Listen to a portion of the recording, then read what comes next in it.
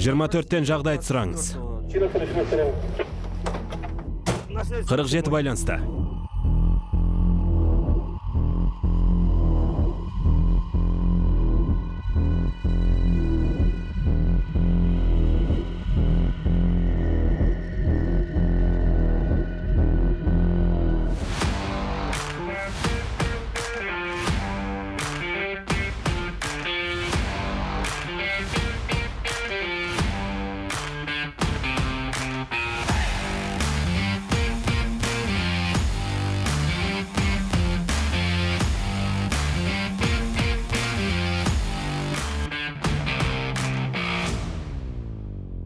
Қазақстанның орман қорының ауданы барлық аумақтың 10%-ын құрайды. Жаһандық жылынудың салдарынан 40 жыл ішінде өрттің қауіпті кезеңі 1 айға ұлғайды. Бұрын өрт болуы мүмкін қауіпті кезең 5-6 айды құраса, қазір бұл көрсеткіш 6-7-ге тең. Жыл сайын орта есеппен 300 өрт болады.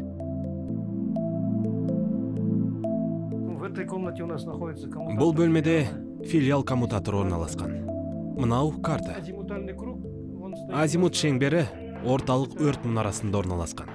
Екіншісі Қоянбай ауылында. Онда да өрт мұнарасы бар. Ал үшіншісі Башкөл ауылында.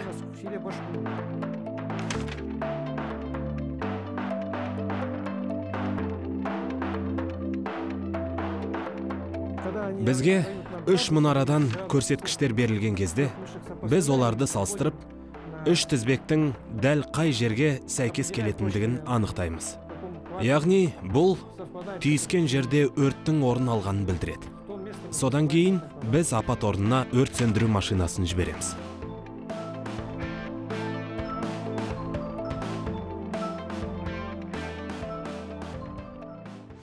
Қазір мен өртті бақылау мұнарасына бет алдым.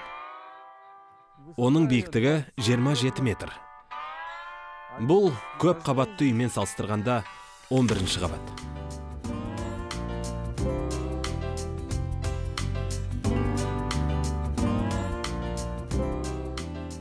Ассаламағалейкум, Қайрат. Қалың қалай?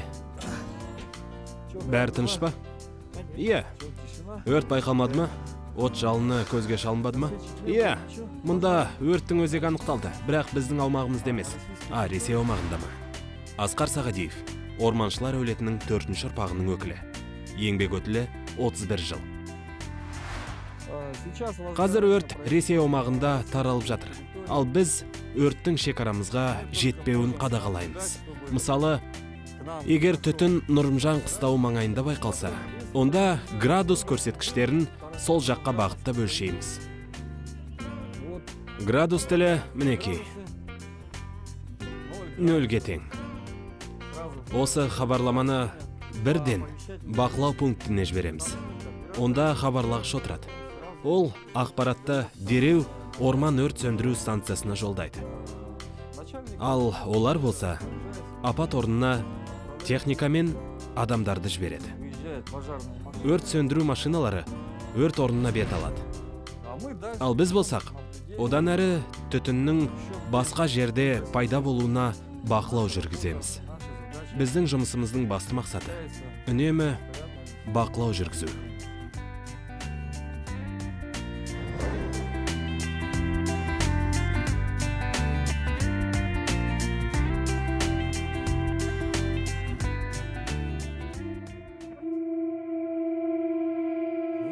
Міне, өрттің орын алған жеріне бардық. Ол жерге барлау жүргізіп, базаға қайта оралдық.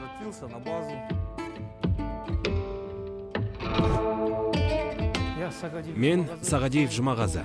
Еңбек жолын 1978 жылы Морозов филиалында бастадым. Орманшы болып жұмыс істедім.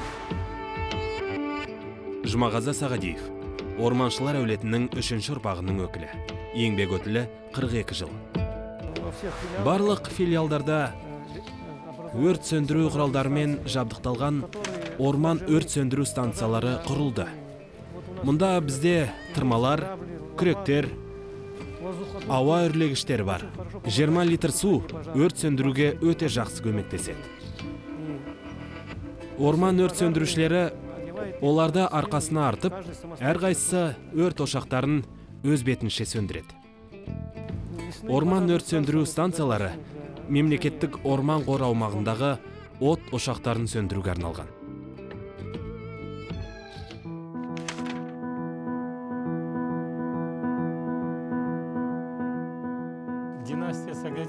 Сағадиевтер әулеті өз қызметін 1948 жылы Морозов орман шаруашылығы құрылған сәттен бастады.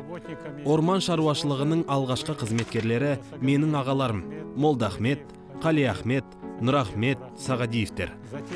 Содан кейін олардың ізін балалары жалғай түсті. Сағадиевтер орман шаруашылығының әр түрлі учаскелерінде тракторшы, механизатор, жүргізуші, орманшы қызметін атқарды. Олардың балалары біртіндеп Лениногор орман техникумында, Қазақ ауыл шаруашылығы институтында білім алып, барлығы туған жеріне қайтып келді. Жұмыс істеді және орман шаруашылығы саласында 4 ұрпақ әулеті ата жолын жалғастыруда. Олардың кейбіреулері Морозов орман шаруашылығында ғана емес, сонымен қатар жақын маңдағы Бөкебай, Канонер орман шаруашылығында, сондай-ақ Семей орманы бас резерватында да жұмыс істейді.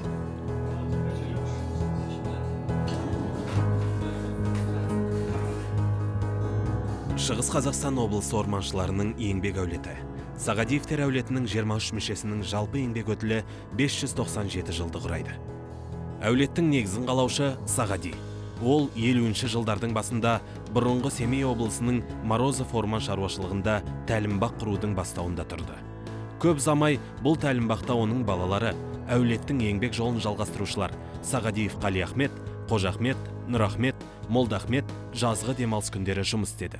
Немересі Сағадиев Жұмағали Қожахметұлы 48 жыл бойы орман саласында жұмыс істеді. Бала кезінен ол орман шаруашылығы саласын таңдап, оған өмірлік жолын арнады. Балалық шағында әкесіне келіп, күні бойы қарағай көшеттерін баптап, орман мен оның мекендеушілеріне қамқор болды. Мамандықты таңдау уақыты келгенде, жас Жұмағали бір сәтке де күмәнданбады. Ол бұдан былай орманды қалдыра алмады. Осы жылы Жұмағали Қожахметұлы құрметті демалысқа шықты. Ал оның ісін балалары мен немерелері жалғастыруда. Қазір біз 2017 жылы жаңа орта мектеп ғимаратында құрылған Ерназар ауылының мектеп мұражайындамыз. Бұл бұрышта Морозов орман шаруашылығының құрылу тарихының экспонаттары, сол кездегі орманшылардың алдына қойылған негізгі мақсаттар мен міндеттері ұсынылған. Бұл стендте Морозов орман шаруашылығының бастауында 20 жылдан астам уақыт жұмыс істегендердің осы аймақтың ормандылық деңгейін арттыруға үлес қосқан алдыңғы қатарлы тұлғалардың тізімі берілген. Олардың қатарында Сағадиевтер әулетінің өкілдері де таныстырылған. Оның ішінде мен де бармын.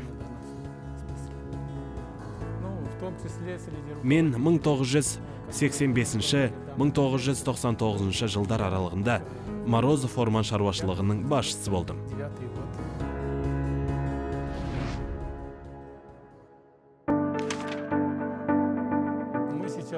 Біз қазір Семей орманы Морозов резерватының Сосновский орманшылығы аумағында тұрмыз.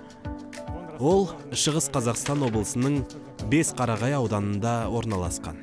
Бұл филиалдың аумағында кәдімгі құлынды қарағай өседі. Бұл Ертіс өзенінің оң жағалауынан Барнауылға дейін созылып, одан әрі тайга аймағына өтетін реликті қарағайлы орман. Әлемде осындай 3 орман түрі бар. Ресейде, Қазақстанда және Канадада. Неліктен реликті қарағай орман деп аталады? Өйткені біздің қарағай құмды және құнарлылығы төмен топырақта. Жыл бойы жылына 220-250 миллилитр ғана болатын жауын шашын мөлшері өте төмен қиын климаттық жағдайда өседі. Бұл жерде майқарағай, шырша, балқарағай сияқты басқа тұқымдар табиғи жағдайда өсе алмайды. Сондықтан біз бұл орманды қолымыздан келгенше аялауға тырысып бағамыз. Ағаштар тірі ағза. Олар адамдар сияқты әртүрлі ауруларға шалдығуы мүмкін. Мысалы, қарағай қатерлі ісікпен ауруына шалдыққан. Індет ағашты түбімен жоймауы мүмкін, бірақ ағаштың сапасына кері әсер етеді. Орман адамның жанына дауа. Орманға шаршаған адам келсе, оған орманды аралап, ағаштардың шыңдарын тыңдау жеткілікті. Бірден жаны жақсарады. Сондықтан адамдарға орманға жиі баруға кеңес беріледі. Тек барлық санитарлық ережелерді сақтау қажет. Орман алқаптарында от жағуға болмайды. Сіріңкелерді ұқыпты ұстау керек. Бұның барлығын орманшылар қадағалайды. Орманда тәртіптің болуы шарт.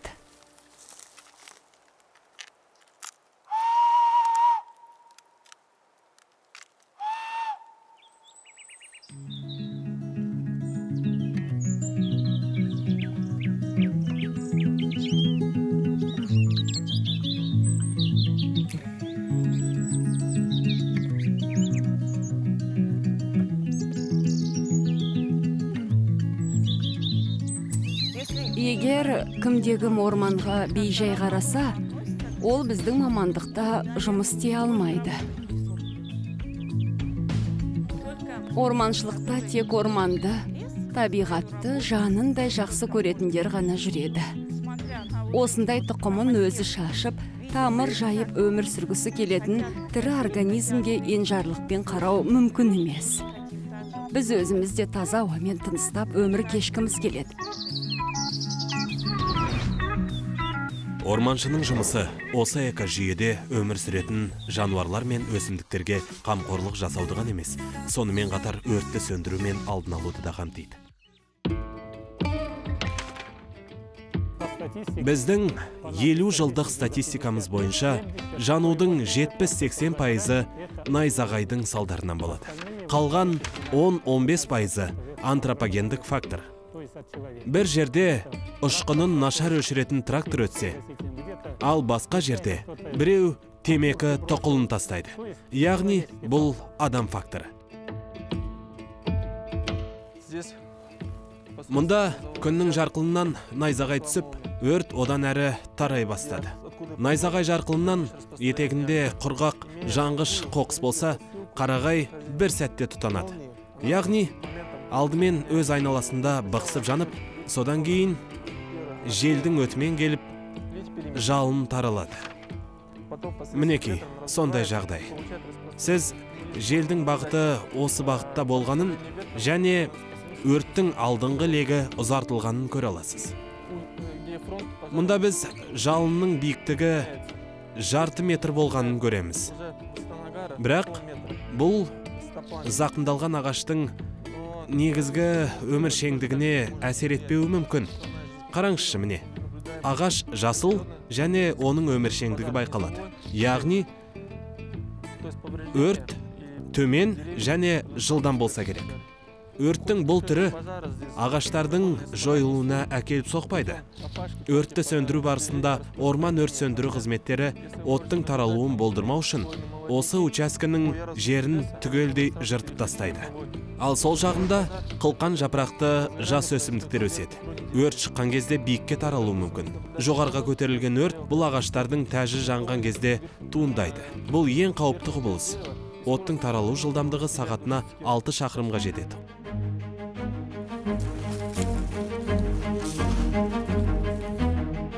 Орман өрті бұл табиғатқа орны толмас зиян келтіретін, жануарлардың табиғи мекендеу жағдайларын бұзатын, көп жылдық ағаштарды жоятын апат. 90-шы жылдардың соңында ауа райының қолайсыздығымен бірге қажетті жабдықтардың болмауы орманды қатал сынға ұшыратты. 95-97 жылдары орманда тарихта орын алған ең алпауыт өрттер өршіді.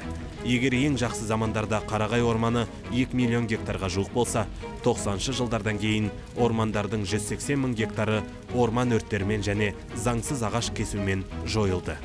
Жалынның астында мыңдаған гектар қарағай орманы қара күйікке айналды. Бұл трагедия оның куәгері болған адамдардың жадында мәңгі қалды.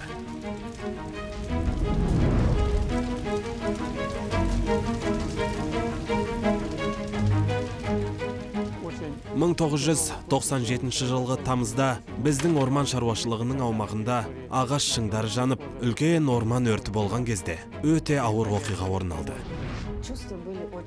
Бойымызды үрей биледі. Біз мұндайды бірінші рет көрдік. Әрине, біз ауыл болып адамдарға көмектестік, жұмысшыларға тамақ тасыдық, қорқынышты болды. Өрттің гуілі де шыдатпады. Осындай күнді көру Құдайым ешкімге салмасын. Оны сипаттау өте қиын. Зұлым оттың дыбысы өте қорқынышты. От жарқ етіп бірнеше секундта келіп жетеді. 100 метр қашықтықта болған өрт сөндіру машиналарына бояу жағылды. Температура 700-800 градусқа жетті.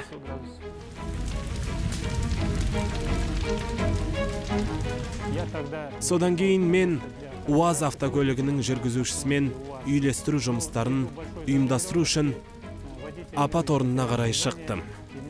Қара түтіннің салдарынан менің жүргізушім есінен танып қалды. Маған түтін жаулаған аймақтан шығу үшін ашық есікпен 4 шақырым жүруге тура келді. Мен түтін аймағында кез келген автомобиль, тіпті техника тез арада істен шығатынын білдім. Және осындай жағдай орын алса, іс жүзінде автомобильді тұтандыру мүмкін емес. Алпауыт өрт кезінде жұқа ауа қабаты жерден 1-1,5 метр биіктікте орналасады. Қалғаны түтінмен тығыздалады. Бұл дизель немесе бензин қозғалтқыштарына қалыпты жұмыс істеу үшін жеткіліксіз. 90-шы жылдардағы өрт кезінде іс жақын елді мекендерден адамдарды эвакуациялауға дейін жетті. Менің атам мені арбаға отырғызған есімде. Аспанға қарасам ол қып-қызыл еді. Таңертеңгі жарқын күн сияқты. Көктен қар түрінде күл жауды. Бұл жағымсыз естеліктер. Бір түнде айналаңыздағы жап-жасыл сау орман бірнеше минут ішінде күйіп, қара күйеге айналғанын көру өте қиын екен. Жабдықталу нөлдік деңгейде болды. Бұл кеңес одағының ыдырау кезі. Қолда тек ескі өрт сөндіру машиналары, жанармай жетіспей, байланыс болмады. Ескі зығыр радиостанциялары нашар жұмыс істеді. Жанармай құю бекеттері болған жоқ. Жер иесі, су мен электр жарығы жоқ еді. Ең жақын жанармай құю станциясы осы жерден 350 километр қашықтықта. Біз уақытты сұрап еттік. Табиғи апат өрт бүкіл аумақта үстемді кетті. Өрт қатты жел мен ыстық ауа райы әсерінен тез таралды. Ол кезде бізде машиналар аз болатын. 3 машинамен біз отты тоқтата алмадық. Содан кейін облыстан көмек келгенде біз 3 күн бойы өртті бір тынығусыз сөндірдік. Өрт құрбандары болды. Бір филиалда өрттен тракторшы қаза болса, басқа филиалда өрт сөндіру машинасының тоқтап қалу салдарынан бүкіл экипаж өртеніп кетті. Өрт сөндірушілер тұншығып, біразы қайтыс болды.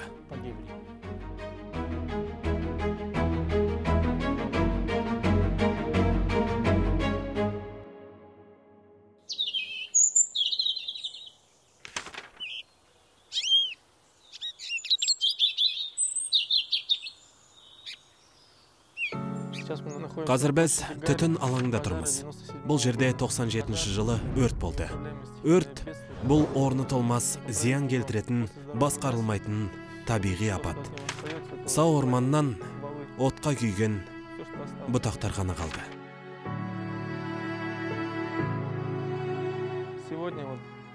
Бүгінгі таңда біздің қызметкерлеріміздің күшімен орман дақылдарының көшеттерін отырғызу арқылы орманды қалпына келтіру іс шаралары жүргізілуде. Бұл қарапайым қарағай көшетіне 3 жыл. 2 жыл бойы ол Морозов филиалы негізіндегі орман тәлімбағында өсіріледі. 3-ші жылы ол алаңға отырғызылады. 7 жыл өткеннен кейін бұтақ орман шаруашылығы қорына ауыстырылады. Бұл учаскеде сіз 2007 жылғы орман дақылдарын көре аласыз. Бұл сау орман. Оның өсу үшін әлі 80 жылға жет. Бұл болашақ ұрпақ біздің балаларымыз бен немерелеріміз үшін.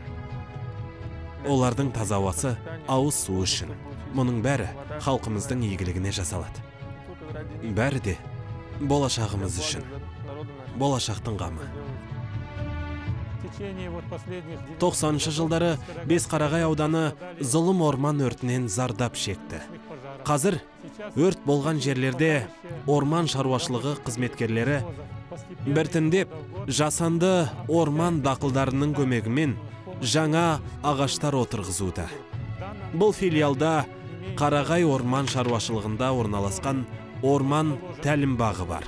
Оның тұрақты базасы да бар. Жыл сайын мұнда 4 гектар жас қарағай көшеттері өсіріледі. Олар кейіннен орман дақылдары алқаптарына түгелдей отырғызылады.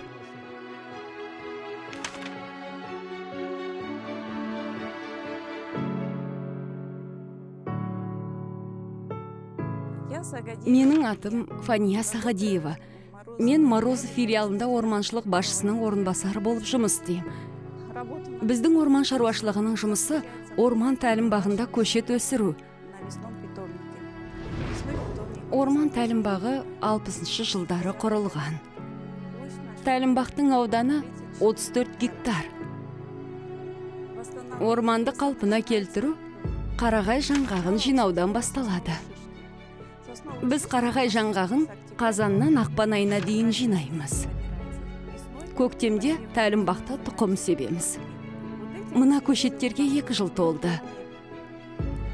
Олар өте нәзік және кішкентай нәрестелер сияқты күтімді қажет етеді. Міне қараңыз, инелері қандай. Егер олар уақытында өнделмесе, күтім жасалмаса, тез өледі. Тәлімбақта біз жас көшеттерді 2 жылға дейін өсіреміз. Келесі жылы көктемде оларды қазып, орман алқаптарына отырғызамыз. Онда да оларға орманды қалпына келтіру қызметкерлері күтім жасайды.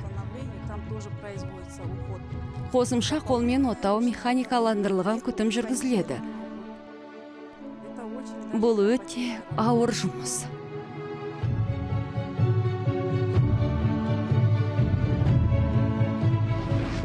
Мұндай кішкентай тұқымнан осындай үлкен ағаш өсіру үшін жылдар, тіпті ғасырлар қажет. Ал кесу немесе өртеп жіберу үшін бірнеше секунд жеткілікті. Бұл 10 сантиметрлік көшеттерге бар болғаны 1,5 жыл. Олар өсіп, осындай қарағайға айналу үшін 50-60 жыл қажет болады. Бұл адам өміріне тең уақыт.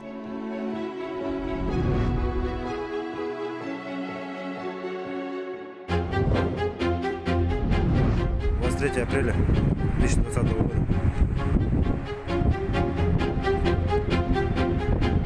На верховой уходит. Орманшының жұмысына кепілдік жоқ. 2020 жылдың көктемінде 6000 гектар жерде жаңа өрт болды. Өртті сөндіруге облыстық ТЖД-ның 400-ден астам қызметкерлері мен 100-ден астам техника, сондай-ақ аса қауіпті жағдайларда қолданылатын әлемдегі ең үлкен Ми-26Т тікұшағы тартылды. Өрт оның тұзағына түскен 25 орманшының өміріне қауіп төндірді. Тәжірибе мен үйлесімді әрекеттердің арқасында орманшылар өлім аузынан аман қалды. 5-ші күні өрт толығымен сөндірілді. Бірақ өрт аймағында 3 жасар қарағай отырғызылған орман екпелері болған еді. Орманшылар ғасырлық орманның жанып жатқанын көру қорқынышты дейді. Бірақ от құшағына аялап өсірілген көшеттерді алғанын көру өте қиын. Осыған қарамастан, орманшылар өз жұмыстарын жалғастыруда. Ең алдымен, аумақты өртенген орманның қалдықтарынан түгелдей тазарту қажет.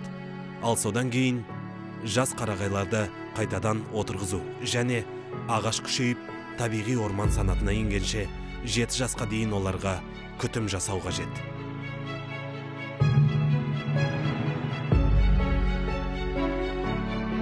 Осы қарапайым жұмысшылардың арқасында көп нәрсе жасалды. Қалған мұранын сақтау, қалпына келтіру, ондаған гектар орманды қайта өсіру.